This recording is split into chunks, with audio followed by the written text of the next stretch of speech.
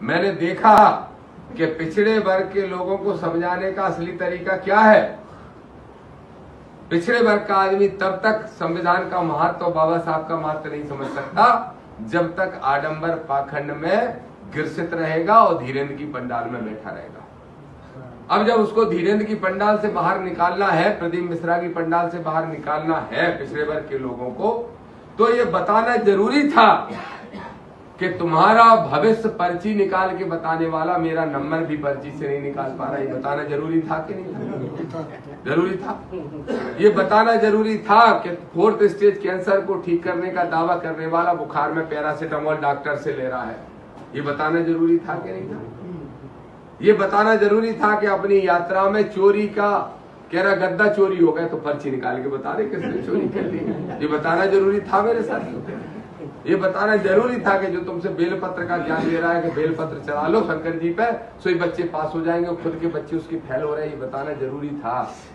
अब इसके लिए चाहिए था साहस, जो मुझे मेरे माँ बाप से मिला है, साहस जो मुझे बाबा साहब के विचारों से मिला है, और सुरक्षा का कवच जो भारत के संविधान से मिला। और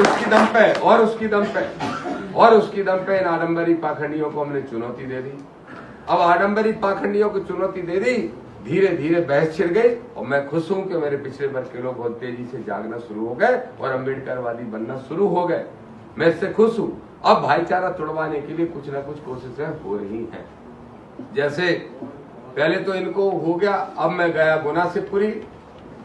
अब बताओ गुना से पुरी में जाऊं और हमारा पिछड़ा वर्ग अगर गुलाम बना बैठा है एक राजा का गुना में, राजा साहब का लड़का बाबा साहब, आप ही बताओ, राजा साहब का लड़का बाबा साहब, तो बताओ अगर उनका गुलाम बना बैठा है तो हमें अपने लोगों को गुलामी से आजाद कराना है कि नहीं कराना है? इसलिए मैंने जो बोला वो कोई भी मैंने गैर संवैधानिक भाषा नहीं बोली।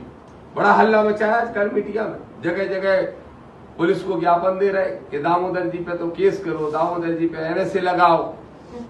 अब एक क्षेत्र गुलाम राजा का, और राजा का क्षेत्र खत्म नहीं हो पाता और दूसरा क्षेत्र शुरू हो जाता है महाराजा का।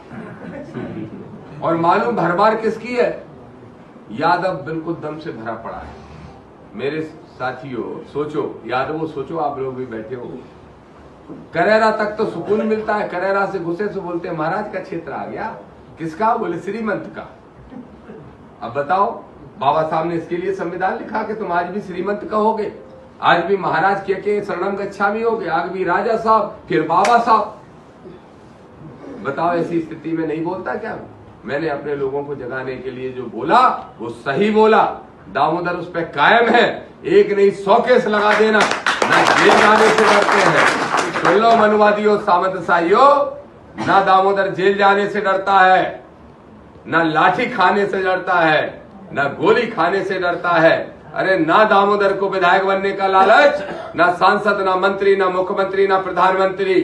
अगर लालच है तो ये महापुरुष जो दुनिया को छोड़ गए, इनके बाद अपनी फोटो लगवाने का लालच है। क्या बिगाड़ लोगे हमारा? क्या बिगाड़ लोगे? टिकट चाहिए नहीं, पैसा चाहिए नहीं, सरकार का शोहरत चाहिए नहीं, ऐसो आराम चाहिए नहीं, जो चाहिए जरूरत के जीवन की चीजें वो मेरे बाप बाप ने सब मुझे दे दी।